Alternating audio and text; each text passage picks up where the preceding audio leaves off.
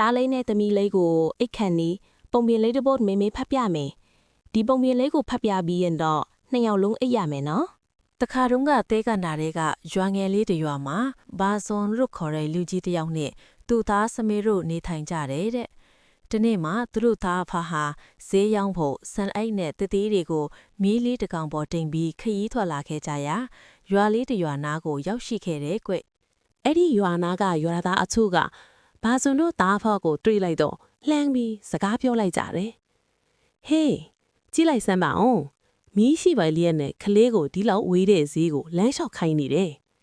ခလေးကိုမီးပေါ်တင်လိုက်ရင်ရတာမယ်ဟုပြောဆိုလိုက်ကြတယ်တဲ့ဘာဇွန်ဟာသူတို့ရဲ့စကားတန်ကိုကြားလိုက်တဲ့အခါခဏရက်လိုက်ပြီးသူ့သားလေးစီကိုပြန်လှည့်ကြည့်လိုက်တော့နဖူးမှာချွဲတွေပြန်ပြီးတလန်းဖြည်း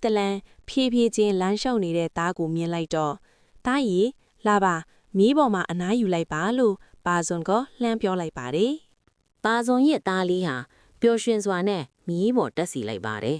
နောက်ထပ်တနည်းအရောက်မှာလူကြီးတစုကဘာဇွန်တို့သားအဖကိုမြင်လိုက်ကြတော့ကဘာကြီးဟာတကယ်ပဲလေးစားမှုတွေပျောက်ကုန်ပြီနဲ့တူတယ်။တားငယ်လေးကမီးစီးပြီးဖခင်ကြီးကလမ်းလျှောက်နေရတယ်လို့လူကြီးတစုကပြောလိုက်တယ်တဲ့။ဒီတစ်ခါတော့ဘာဇွန်ကသူ့သားလေးကိုမြေပေါ်ကဆင်းခိုင်းလိုက်ပြီး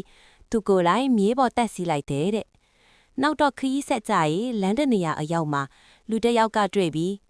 အိုးဘလောက်စိတ်ကြမ်းတဲ့လူလဲ။ကလေးငယ်လေးကဖုန်ထဲမှာလမ်းလျှောက်နေရတယ်။သူကိုယ်တိုင်ကတော့ဘရင်လိုမြေးစီးနေတယ်လို့ပြစ်လျက်ပြူပြီးပြောလိုက်ပါတယ်တဲ့အရှက်ရသွားတယ်ဘာဇွန်ဟာသူ့ရဲ့သားလေးကိုမြေးပေါ်ပြန်တင်လိုက်ပြီးသူ့အနားမှာထိုင်ခိုင်းလိုက်ပါတယ်အဲ့ဒီနောက်ဘာဇွန်တို့သားအဖဟာအတူတူမြေးစီးပြီးခရီးဆက်လာခဲ့ကြတယ်တဲ့ဒီလိုနဲ့ခရီးဆက်လာရင်နောက်ထပ်တနေရာအရောက်မှာလူတစုနဲ့ထပ်တွေ့ပြီးအခုလိုပြောပြန်တယ်တဲ့ကြည်စမ်းမအောင်ဒီလူတွေကတရိษံကိုဘလောက်ညင်ပန်းနေလဲမီးလေးတကောင်ကိုတာဖာနှစ်ယောက်လုံးတကြိုင်နဲ့ဝုံပြအောင်စီးနေကြတယ်လို့ပြောလိုက်တဲ့အဲ့ဒီနောက်တာဖာနှစ်ယောက်လုံးမီးပေါ်ကဆင်းလိုက်ပြီးမီးကိုဘာဇွန်ရဲ့ကြောပေါ်မှာထမ်းတင်လိုက်ပါတယ်တဲ့ဒီမြင်ကွဲဟာတကယ့်ကိုရဲစရာကောင်းလွန်းလာပါတယ်ဈေးထဲရောက်တော့သူတို့တာဖာနှစ်ယောက်ကိုလောင်ပြောင်ရီမောကြတယ်တဲ့ကြည့်လိုက်စမ်းပါဦးလူတစ်ယောက်ကမီးကိုကြောပေါ်မှာထမ်းပြီးလာနေတယ်ဆိုပြီးလူလိုင်းကရင်မောဖြိုးဆိုကြတယ်တဲ့တားရီတားမြန်လားငါတို့ဘလို့လို့လူတွေကအမြဲတမ်းပြောဆိုကြမှာပါပဲသူတို့ရဲ့ပါဇက်တွေဟာဘယ်တော့မှအားမရနိုင်ကြဘူးတခုမဟုတ်တခုဝေဖန်ပြောဆိုနေကြမှာပဲဒီအချိန်မှာတော့တားဖနှစ်ယောက်ဟာအစာကနာဥလိုပဲမီးနဲ့အတူဘေးချင်းရှင်ပြီးလမ်းလျှောက်ကဆက်သွားကြလေတဲ့တားလေးနဲ့သမီးလေးလည်းဒီပုံပြင်လေးကိုမှတ်သားထားရမယ်ကွယ်